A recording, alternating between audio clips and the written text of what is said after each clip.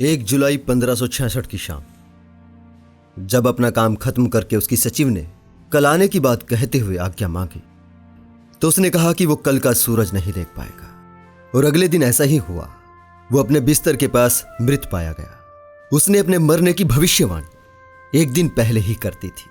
उसने अपनी वसीयत में लिख छोड़ा था कि उसे बैठी हुई मुद्रा में दफन किया जाए, क्योंकि वह नहीं चाहता था लोग उसकी कब्र पर चले, और ऐसा ही किया गया। हम बात कर रहे हैं नास्त्रेदमस की। वही नास्त्रेदमस जिनका नाम किसी भी बड़ी घटना की भविष्यवाणी के बारे में सबसे पहले खोजा जाता है। इनकी लिखी किताब द सेंचुरीज दुनिया की मशहूर किताबों में से एक है। लोग ऐसा मानते हैं कि इनकी लिखी हुई 4-4 लाइनों की कविताओं में दुनिया की सारी बड़ी घटनाओं की भविष्यवाणी छुपी हुई है।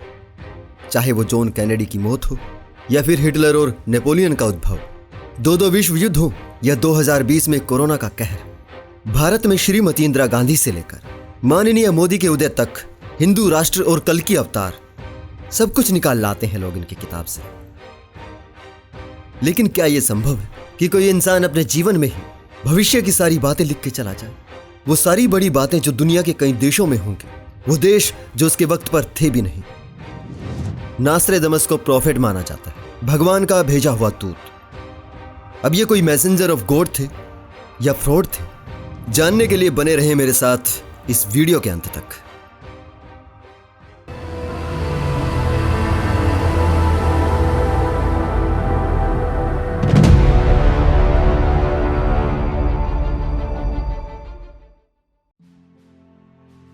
नास्त्रेदमस का जन्म 1503 फ्रांस में हुआ था। नास्त्रेदमस के परिवार में पढ़े लिखे लोग थे।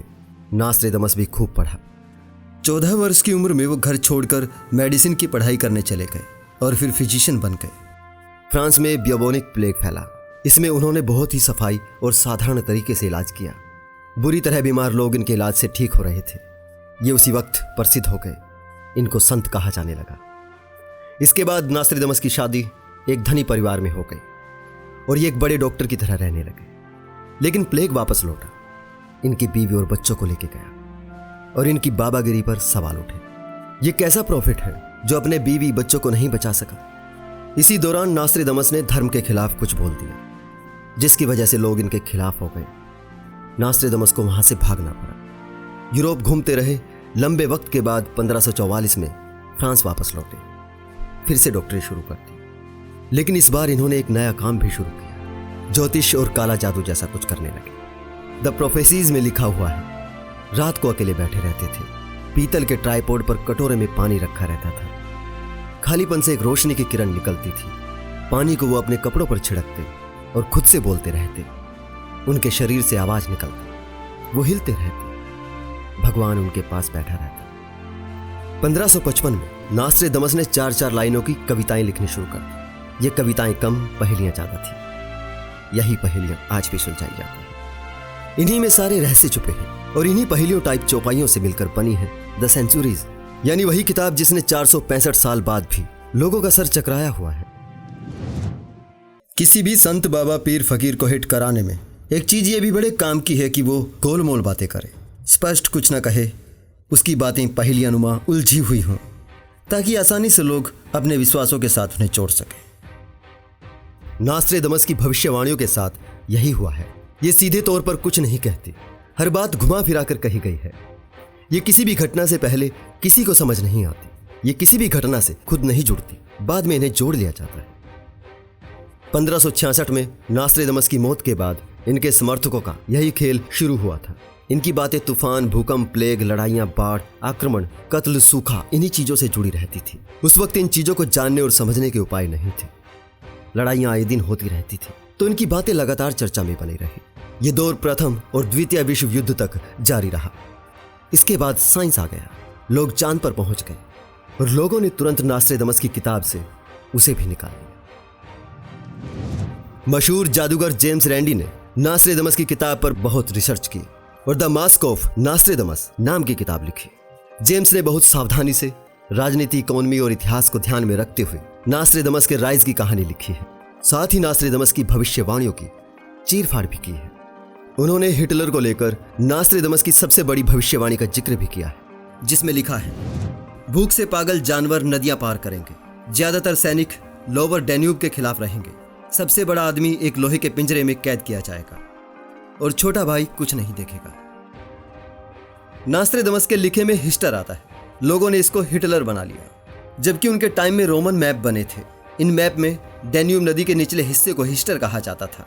अगर इसको हिटलर मान भी लिया जाए तो लोहे के पिंजरे में कैद बड़ा आदमी कौन था? बहुत नजदीक ही वो समय है, वीनस से बहुत दूर नहीं है। एशिया और अफ्रीका के दो बड़े लोग राइन और डैन्यूब नदी के किनारे आएंगे। माल्टा और लिगुआरिया में लोग रोएंगे, आंसू गिरेंगे। हर एक चौपाई पढ़कर यह जरूर लग रहा है कि कुछ बुरा होने वाला है, पर ऐसे डायलॉग तो हिंदी भूतिया फिल्मों के फकीर भी बोलते हैं। खैर, इसका अर्थ ये लिया गया कि यह द्वितीय विश्व युद्ध के बारे में लिखा गया है, मुसोलिनी और जापान के बारे में लिखा गया है, तभी अफ्रीका और एशिया का जिक्र किया गया है। फिर जर्मनी और इटली को भी इससे जोड़ दिया गया, क्योंकि वीनस लिखा है और वेनिस इटली का मशहूर शहर है। नास्त्रेदमस के मरने के बाद उनकी किताब पड़ी रही। 1594 में फ्रॉड कहे जाने वाले सेवेग्नी ने नास्त्रेदमस की कुछ भविष्यवाणियों के शब्द बदल दिए और अपने फायदे के लिए इस्तेमाल करने लगा। वो उनके साथ पहले भी काम कर चुका था। उसके बाद कई और लोग आ गए जिन्होंने यही काम किया। धीरे धीरे नास्त्रेदमस की बातें बदल गई। सारी बातें उसी हिसाब से बदली गई ताकि इनको भविष्यवाणी कहा जा सके। इसी किताब में सेवेग्नी की दी हुई नास्त्रेदमस की उन भविष्यवाणियों का भी जिक्र है जो कभी सही साबित नहीं हुई, क्योंकि ये बड़े ही सीधे तरीके से कही गई हैं, नाम और जगह के साथ। लड़ाई के बाद पेरिस हेनरी चौथे के हाथ में जाएगा। ये शहर उसी समय इसके हाथ में आ गया था जब सेवेग्नी ने नास्त्रेदमस की भविष्यवाणियों को लोगों के सामने रखा था। पेरिस का लगभग हर आदमी मर जाएगा, ऐसा नहीं हुआ। हेनरी का दुश्मन वनवास को जाएगा, ऐसा भी नहीं हुआ। वो बहुत ही शान शौकत से रहा। टर्की देश खुद को क्रिश्चियनिटी में कन्वर्ट कर लेगा। आज भी टर्की में इस्लाम है। ऐसे ही नास्त्रेदमस ने 1999 के 7वें महीने में दुनिया पर आसमानी आफत टूटने का जिक्र किया है। इसे लेकर तो लोगों ने कई साइंस फिक्शन कर लिए थे। डूम्सडे 1999 इसी पर आधारित एक बेहद चर्चित किताब थी जो 31 दिसंबर 1999 को दुनिया के खत्म होने का ऐलान कर रही थी, पर ऐसा नहीं हुआ। लेकिन लोगों ने तो जोड़ना ही था, सो लगभग 2 साल बाद न्यूयॉर्क के ट्विन टावर्स पर अलकायदा के हमले को इससे जोड़ लिया। यहां साफ है, नास्त्रेदमस के इर्द गिर्द हमेशा से एक आभा मंडल रचा गया है। नास्त्रेदमस को इतनी हवा देने के पीछे हमेशा सोची समझी रणनीति रही है और मनुष्य की अवचेतना में रहस्य के महत्व का और हमारी पैटर्नवादिता का फायदा उठाया गया है। आज हमारे पास इतने रिसोर्सेज हैं कि हर भाषा का ट्रांसलेशन करना आसान हो गया है। हर बात को तर्क की कसौटी पर परखा जा सकता है, तो साफ समझ में आता है नास्त्रेदमस की भविष्यवाणियों में किसी भी जगह या किसी भी तारीख का कोई जिक्र नहीं। हर जगह के बारे में नदी, पहाड़ और बिजली गिरने जैसी बातों का उल्लेख है, और यही चीज इस किताब के फेवर में जाती है। अगर किसी पुराने जमाने की कहानियों को नाम पता हटाकर पढ़ें तो लगेगा कि आज की कहानी है। अगर महाभारत की कहानी से ही नाम पता हटाकर पढ़ें तो लगेगा कि आज के नेताओं की बात हो रही है।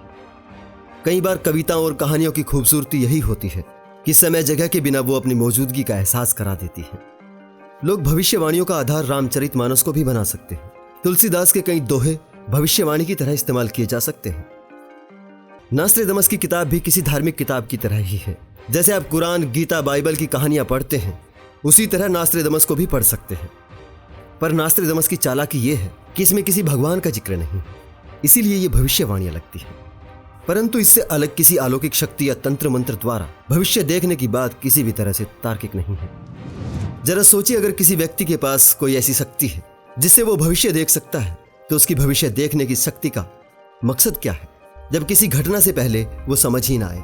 अगर चलो समझ आ भी जाए और उस घटना को घटने से पहले ही रोक लिया जाए, तो फिर काहे की भविष्यवाणी? भविष्य कभी निश्चित नहीं होता। अगर निश्चित है तो भविष्यवाणियों का, आकाशवाणियों का फायदा क्या है जब हम उनके बारे में कुछ कर ही नहीं सकते? किसी को भविष्य देखने की कोई अलौकिक शक्ति किसी परम शक्ति द्वारा दिए जाने के पीछे उस परम शक्ति की मंशा क्या है, उसका मकसद क्या है? बस इसके सिवा कि लोग उसकी वाहवाही कर सके, ताकि लोग उसे ईश्वर का दूत, प्रॉफिट कहने लग जाए।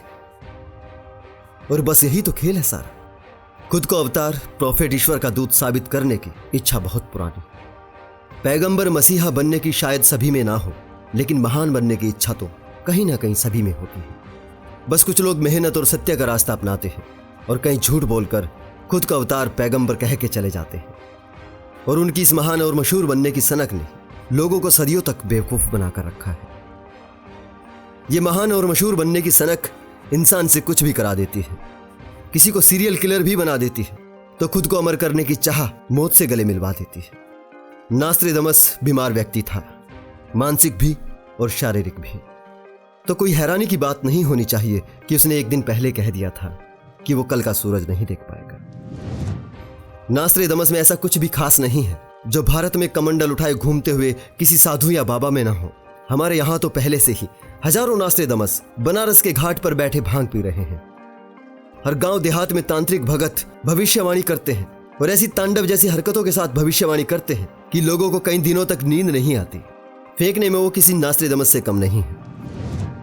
नास्त्रेदमस और हमारे तांत्रिक साधु बाबाओं में फर्क बस इतना सा है कि उन्होंने कोई किताब नहीं लिखी, शायद लिख भी देते अगर लिखना आता। अगर आपको भी नास्त्रेदमस जैसी भविष्यवाणी करनी है तो एक वेबसाइट का लिंक दे रहा हूं।